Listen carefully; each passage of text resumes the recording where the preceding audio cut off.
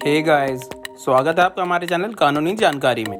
दोस्तों, आज हम बात करने जा रहे हैं ऐसे 4 फंडामेंटल लॉज के बारे में जिसकी जानकारी हर स्टूडेंट को जरूर होनी चाहिए। तो दोस्तों, पहले नंबर पर आता है हमारा सूचना का अधिकार। सूचना का अधिकार यानी राइट टू इन्फॉर्मेशन। यह भारत संसद के द्वारा पास किया गया एक ऐसा कानून है जो सूचना के अधिकार को भारत के नागरिकों के लिए एक मौलिक अधिकार बनाता है। इस कानून को 15 जून 2005 को संसद द्वारा पारित किया गया और 12 अक्टूबर 2005 को इसे पूरी तरह से लागू कर दिया गया। राइट टू इन्फॉर्मेशन एक्ट के तहत भारत का कोई भी नागरिक किसी भी पब्लिक अथॉरिटी से जानकारी का अनुरोध कर सकता है और अथॉरिटी को जल्द से जल्द या 30 दिन के अंदर इसका जवाब देना पड़ता है। किसी याचिकाकर्ता के जीवन और स्वतंत्रता से जुड़े मामले में अथॉरिटी को 48 घंटे के भीतर सूचना उपलब्ध करानी होती है। दोस्तों, सुप्रीम कोर्ट ने साल 2011 में CBSE and another versus Aditya Bandopadhyay and others case में घोषणा की कि किसी भी परीक्षा की आंसर शीट्स RTI एक्ट के अंतर्गत आती हैं।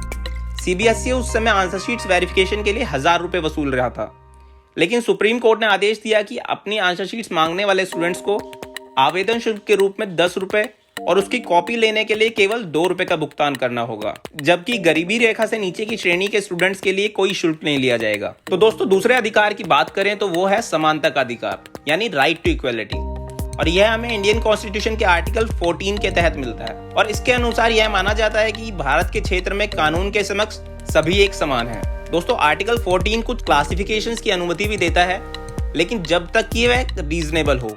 दोस्तों, इसी अधिकार के चलते साल 2014 में कनाडा की सिटीजनशिप रखने वाली जस्मीन कौर ने नॉन रेजिडेंट इंडिया की परिभाषा की वैधता को चुनौती दी थी, क्योंकि उन्हें डॉक्टर हरवंश सिंह जज institute of dental science Chandigarh में एलिजिबिलिटी क्राइटेरिया के चलते BDS कोर्स में एडमिशन लेने में परेशानी हो रही थी। तो सुप्रीम कोर्ट की सिंगल बेंच ने आदेश पारित करते हुए कहा कि जसलीन पहले से ही प्रवेश के लिए योग्य हैं और इसलिए 1 साल बर्बाद किए बिना उन्हें एडमिशन दिया जाए। दोस्तों, इसके बाद तीसरे नंबर पर आता है हमारा शिक्षा का अधिकार यानी राइट टू एजुकेशन, और यह अधिकार हमें इंडियन कॉन्स्टिट्यूशन के आर्टिकल 21A के अनुसार मिलता है। और इस अधिकार का लाभ ज्यादा से ज्यादा स्टूडेंट्स को मिल सके, इसलिए 4 अगस्त 2009 को भारतीय संसद द्वारा राइट टू एजुकेशन एक्ट भी पास किया गया। इस एक्ट में भारत में 6 और 14 साल के बीच के बच्चों के लिए मुफ्त और अनिवार्य शिक्षा के महत्व के तौर तरीकों का वर्णन किया गया। राइट टू एजुकेशन एक्ट में 6 से 14 साल की उम्र के बीच के बच्चों के लिए शिक्षा के अधिकार को मौलिक अधिकार बनाया गया, और इसी अधिकार का इस्तेमाल करते हुए उत्तर प्रदेश के रहने वाले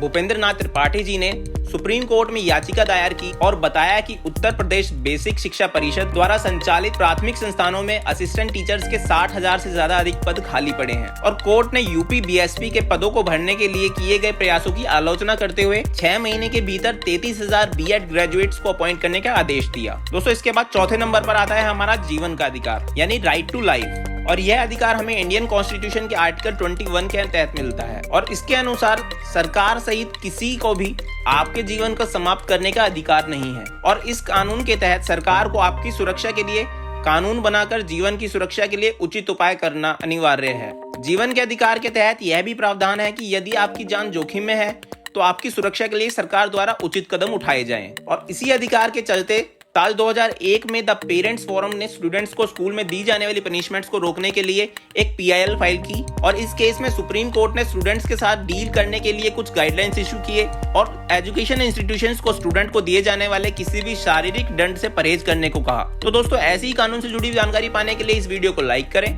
और चैनल को सब्सक्राइब करें।